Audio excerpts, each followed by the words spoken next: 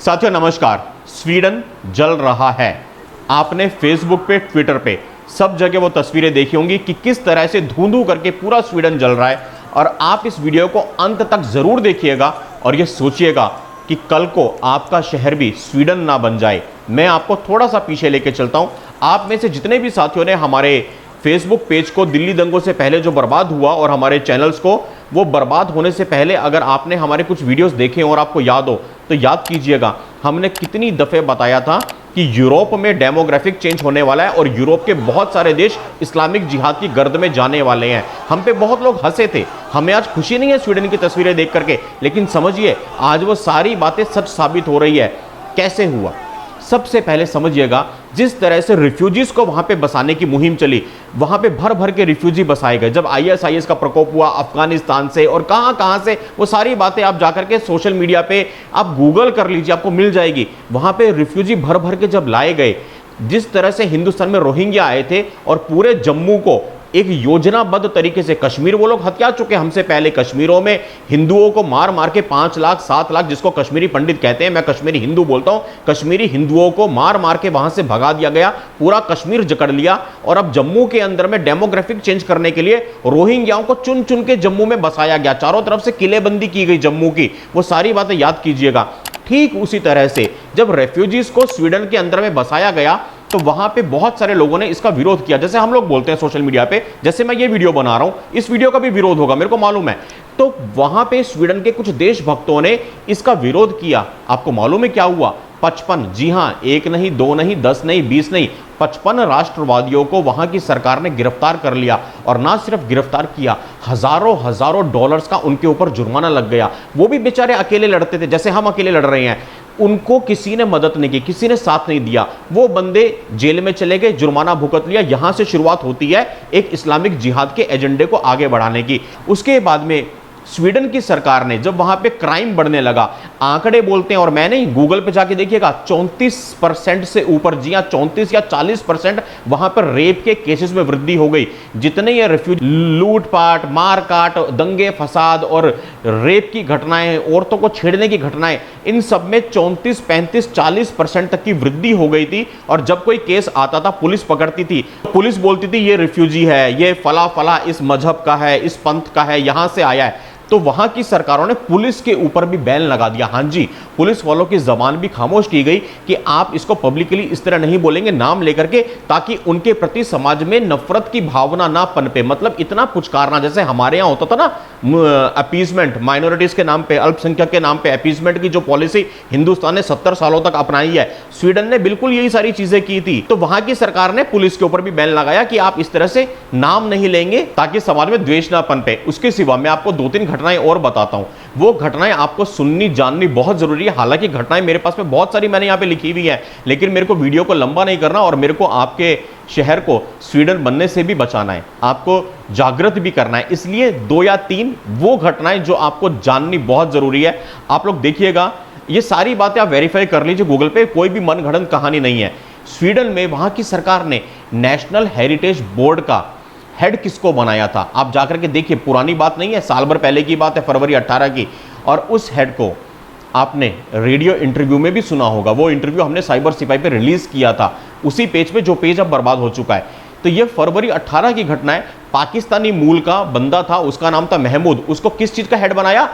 National cultural heritage का। और वो बंदा रेडियो पे आकर के क्या बोलता है? जी मुझे तो कल्चरल हेरिटेज वेरिटेज के बारे में कुछ नहीं पता, हम तो इतना बात जानते हैं जो हमें हमारी किताब बताती है, जो हमें सिखाया गया, हमारे लिए तो वही कल्चर है, वही हेरिटेज है, हम उससे दाएं से बाएं नहीं हो सकते। और किसी सभ्यता की, किसी संस्कृति की, किसी देश की हमारे लिए कोई जगह नहीं है, हम तो अपना चलाते हैं जी। उसने बकायदा रेडियो पे ये बयान दिया था। आप जाकर के इसको गूगल करके वेरीफाई कर लीजिएगा, ठीक है जी। ये वहां के तब भी सरकारों की नींद नहीं खुली और उन्होंने शुरू रखा, मतलब कि अपीजमेंट शुरू रखा। अब जनवरी की 2018 की घटना आपको बताता हूं।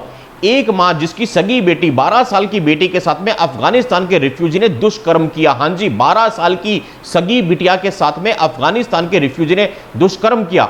उस मां ने ऑन रिकॉर्ड्स ऑफिशियली कहीं कोई कंप्लेंट नहीं करी, कहीं आवाज नहीं उठाई। बाद में पूछा गया कि भाई ऐसा क्यों किया, तो मां क्या बोलती है जी एक्चुअली वो बड़ी पीस लवर थी। जैसे हमारे यहाँ के ज्यादा पढ़े लिखे और ये होते हैं ना अपने आप को बुद्धिजीवी, जिनको मैं बुद्धूजीवी बोलता हूं, वो बुद्धिजीवी तबके की थी। और क्या बोलती है कि जी मेरे को लगा कि अगर मैं इसकी कंप्लेंट करूंगी तो यहां की पुलिस इस रिफ्यूजी को, बेचारे को कहीं वापस अफगानिस्तान ना डिपोर्ट कर दे, उसको कहीं अफगानिस्तान ना भेज दे। तो एक बेचारे मासूम रिफ्यूजी को बचाने के लिए उस मां ने अपनी 12 साल की बच्ची को भी छिड़वा लिया, उससे दुष्कर्म भी बर्दाश्त कर लिया। और उसके बाद में उस रिफ्यूजी ने क्या किया वो सब आप जाकर के नेट पे देख लीजिएगा, मैं नहीं बोलूंगा क्योंकि अपनी जबान क्यों खराब करनी है ना। तो ये सारी चीजें आप नोट करते रहिए किस तरह से स्वीडन में डेमोग्राफिक चेंज बढ़ता गया। उन्होंने क्या किया, आईसिस के बंदों को, जो वहां के लड़ाके कहते हैं, जो कि आतंकवादी हैं, लेकिन हमारे चैनल्स ने क्या बोला, स्पेशली RND के आप वीडियोस जाकर के देखो, हमेशा क्या कहती है, ISIS के लड़ाके, ISIS के लड़ाके। अरे भाई लड़ाके नहीं, आतंकवादी बोलो ना। खैर, तो स्वीडन ने क्या किया, ISIS के लड़ाकों को RND की भाषा में उनको वापस बुलाया, खूब बसाया बड़े प्यार से। तो डेमोग्राफिक चेंज और बढ़ता गया। जो लड़ाके थे, जो आतंकवादी तासीर के लोग थे, जो कि उन्मादी थे, जो कि दहशतगर्द थे, जो कि जिहादी थे, उनको वहां पे छूट दी 4-4 शादियां, 40 बच्चे पैदा करने की। तो स्वीडन की अपनी आबादी कम होती गई, 4-4 शादियां, 40 बच्चे, और किसकी कोख से, वहां की औरतों की कोख से। जो यहां पे लव जिहाद में हो रहा है, हिंदू बहनों की, हिंदू बहन बेटियों की कोख को फैक्ट्री बना करके वहां से जिहादी बच्चे पैदा हो रहे हैं। ये बहुत बड़ा षड्यंत्र है लव जिहाद में।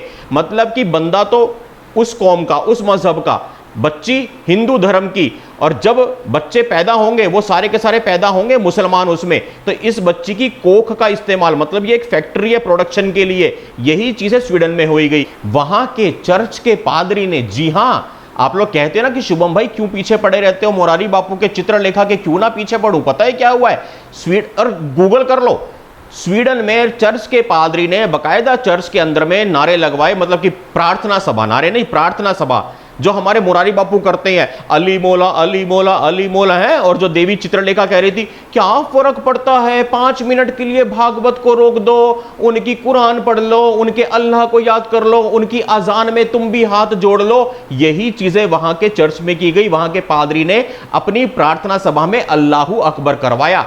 और क्या बोल के करवाया, सर्वधर्म संभाव है जी, सर्वधर्म संभाव है, इससे भाईचारा बढ़ेगा, इससे भाईचारा बढ़ेगा। इन चीजों को जाकर के पहले फैक्ट चेक कर लीजिएगा, ताकि आपको यह ना लगे कि साइबर सिपाही या शुभम मंगला मन गढ़ंत कहानियां बोल रहा है ना। ठोक बजा के चेक कीजिएगा और फिर देखिए आपके मुरारी बापू और देवी चित्रलेखा जैसे ये जितने लुटेरे हैं, जितने डाकू हैं, ये यही काम कर रहे हैं, आपको मरवाने की जमीन तैयार कर रहे हैं ये लोग।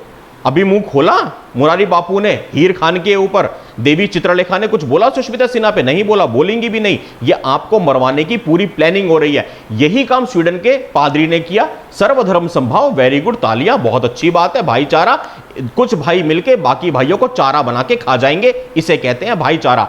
यही स्वीडन में आज हो रहा है। उसके बाद में वहां पर भी कुछ तो राष्ट्रवादी लोग होंगे जिनका दिल दुखता होगा, हमारे जैसे। जैसे हम खून के आंसू पीते हैं दिन रात, हमारा दिल दुखता है, हम सोचते हैं कैसे धर्म को बचाएं। ऐसे स्वीडन के कुछ लोगों ने, राष्ट्रवादी लोगों ने, जब जब इसका विरोध किया उनको बैन कर दिया गया, ट्विटर से भी, फेसबुक से भी। ऐसे हालात जब स्वीडन में कर दिए तो कुछ लोगों ने वहां पे कुछ कृत्य किया, और उस कृत्य के बदले में पूरा का पूरा स्वीडन आज जल रहा है। ये जिहाद की ऐसी विभत्स तस्वीर है जो आपने फेसबुक पे, ट्विटर पे देखी है। इसके पीछे के सच को समझिए। अगर आपको यह सच समझ में आता है, कहीं पे आपकी आंखें खुलती है, आपकी आत्मा जागती है, तो मेरे भाइयों इसको शेयर जरूर कर दीजिएगा। क्योंकि आज आपका शहर स्वीडन नहीं है, लेकिन बहुत देर नहीं लगेगी स्वीडन बनने में। और इसका इलाज क्या है, मैं अपने हर वीडियो में बोलता हूं कि सिर्फ समस्या परोसने की जगह मेरी कोशिश होती है एक समाधान भी आपके साथ में साझा करूं, एक समाधान में आपके सामने रख करके जाऊं। और आपके पास में कोई समाधान हो तो आपका भी वेलकम है। कमेंट बॉक्स में अपने समाधान हमें लिख दीजिए। मेरी नजर में एक समाधान आज की तारीख में यही है जो हम सनातन वैदिक राष्ट्र की मांग कर रहे हैं। हमारे डासना मंदिर के महंत परम पूज्य यति नरसिंहानंद सरस्वती जी महाराज और हमारी डासना मंदिर की पूरी टीम 1 सितंबर से डासना मंदिर गाजियाबाद से लखनऊ, माननीय योगी आदित्यनाथ जी से मिलने के लिए जा रहे हैं। हम उनको बताएंगे कि सनातन वैदिक राष्ट्र का कॉन्सेप्ट क्या है और सनातन वैदिक राष्ट्र क्यों चाहिए। हमें एक ऐसा राष्ट्र चाहिए जिसमें एक भी जिहादी ना हो, जिसमें जिहादी मानसिकता की कोई जगह ना हो, जिसमें आतंकवाद के लिए कोई स्थान ना हो, जिसमें सिर्फ और सिर्फ सनातन धर्म की मूल्य हो, सनातन धर्म की वैल्यूज हो। अगर आज हमने मुखर होके, प्रखर होके इस आवाज को नहीं उठाया तो हां, स्वीडन बनने में देर नहीं है। और सनातन वैदिक राष्ट्र की जो लोग मांग कर रहे हैं, जो इसके लिए लड़ रहे हैं, अगर आप लड़ नहीं सकते, बोल नहीं सकते, तो कम से कम लड़ने वालों का ईमानदारी से साथ देना आपका परम धर्म है, परम कर्तव्य है। बहुत बहुत धन्यवाद। इस वीडियो को शेयर कर दीजिएगा। और मैं अंत में आप सभी को हृदय की अनंत गहराइयों से बहुत बहुत आभार व्यक्त करता हूं।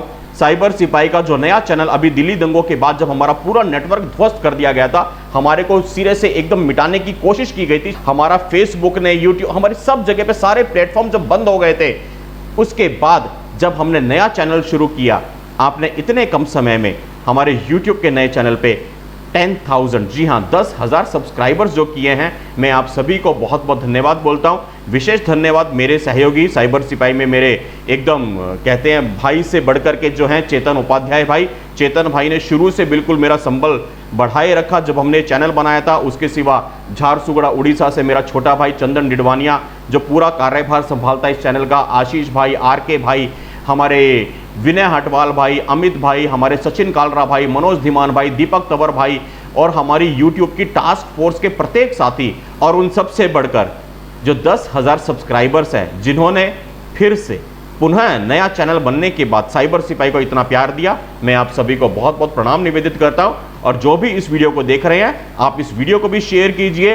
वैचारिक जिहाद से लड़ने वाला जो हमारा धर्म युद्ध है, इस महायज्ञ में आपकी जो ये आहुति है वो आपका एक शेयर बनता है। आप इसको शेयर जरूर करते रहिएगा, अधिक से अधिक लोगों तक इस वाणी को फैलाइए। और जो लोग इस वीडियो को देख रहे हैं जिन्होंने अभी तक साइबर सिपाही चैनल को सब्सक्राइब नहीं किया है, मैं हाथ जोड़ के विनती करता हूं, आप लोग साइबर सिपाही चैनल को सब्सक्राइब जरूर कर लीजिए और बेल आइकन पे क्लिक कर दीजिए ताकि हमारे सारे वीडियोस आप तक सबसे पहले पहुंचते रहे। बहुत बहुत धन्यवाद। जय श्री राम, हर हर महादेव।